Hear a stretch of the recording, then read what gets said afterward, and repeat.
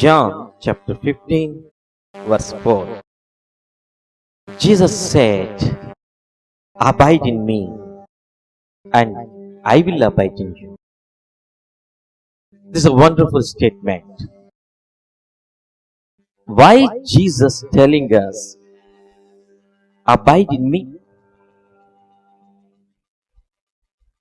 Then we ask Jesus, Jesus, if I abide in you, what happens? If we abide in Jesus, what happens? In the same chapter, Jesus said like that, "I am the true vine, my Father is the gardener, abide in me, abide in me." Jesus said that He is the true vine and His Father is gardener. So abide in me, abide in me. The question is, what happens when we abide in Jesus? In 16th verse, Jesus said like this, "You did not choose me, but I choose you, and I appoint you to go and bear fruit that will last." Dear Christians, Jesus is telling you, you have not chosen me. I chosen you. I appointed you to bear fruit. You have not become Christians accidentally. It's not an accident. You have become Christians because I have chosen you. Hallelujah. What a wonderful God. What a wonderful word. I have chosen you. Bear fruit. And moreover, Jesus says, bear fruit, ask Father in my name, and He gives. It's a wonderful assurance to us. Abide in me, bear fruit, and ask my Father, He gives. There is a purpose behind our lives. Christians, there is a purpose on you. God has a purpose on you. He chosen you and He appointed you. There is another vineyard in Isaiah chapter 5. Let us see. Isaiah chapter 5, 1 to 5 verses. My loved one had a vineyard on a fertile hillside. He dug it up and cleared it of stones and planted it with the choicest vines. He dug it up and cleared it of stones and planted it with the choicest vines. He built a watchtower in it and cut out a winepress as well. Then he looked for crop. Then he looked for a crop of good grapes. But it yielded only bad fruit. Then he looked for a crop of good grapes, but it yielded only bad fruit. Now you dwellers of Jerusalem and men of Judah, judge between me and my vineyard. What more could have been? What more could have been done for my vineyard than I have done for it? What more could have been done for my vineyard than I have done for it? When I looked for good grapes, why did it yield only bad?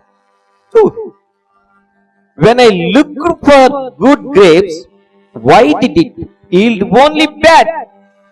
Now, I will tell you what I am going to do to my vineyard. I will take away its hedge and it will be destroyed. I will break down its wall and it will be trampled. Now I will tell you what I am going to do to my vineyard. I will take away its hedge and it will be destroyed. I will break down its wall and it will be trampled. I have done everything, whatever you needed.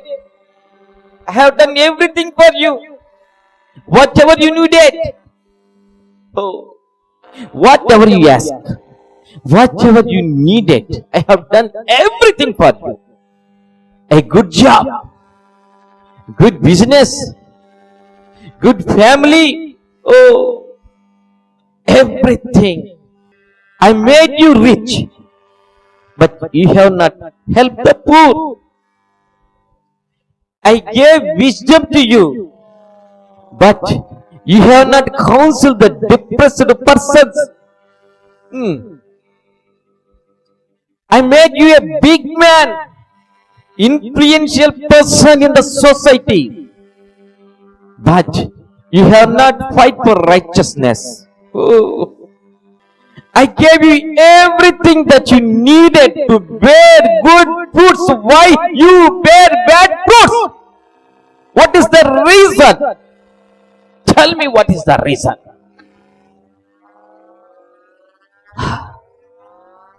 I have given everything to you. All kinds of resources. I have an expectation. I have an intention over you. I made you big because I have an intention of your life. I have a plan on your life where you are spending your money, where you are using your wisdom, how you are loving your wife and children.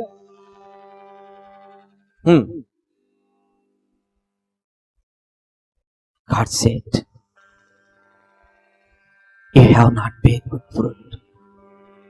So listen what I am going to do. Listen.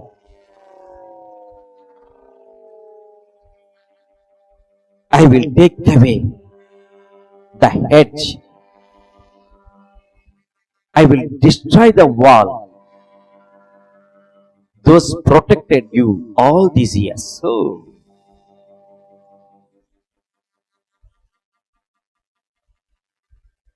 the hedge and the wall, the security of your good life, the safety of your good life, I am going to remove them. Oh, because you have not bear good fruits. I give all these things. I give all these resources, all these years because I expected good fruits from you.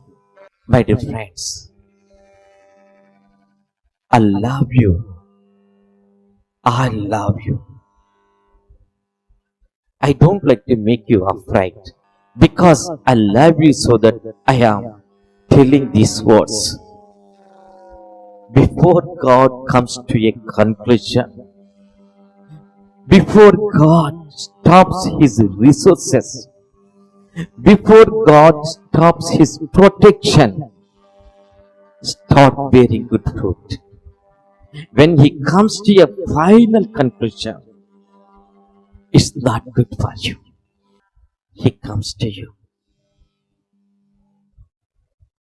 He looks at you. Oh, I give all the choicest things to my son.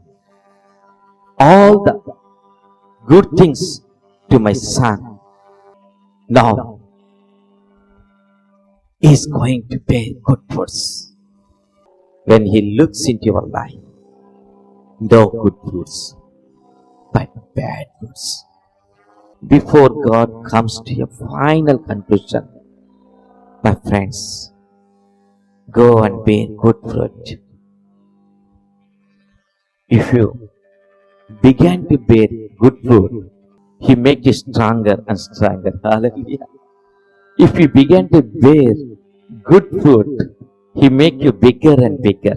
Yes, my son is bearing good fruits so that I will supply more resources to him so that he can bear more and more good fruits. Hallelujah.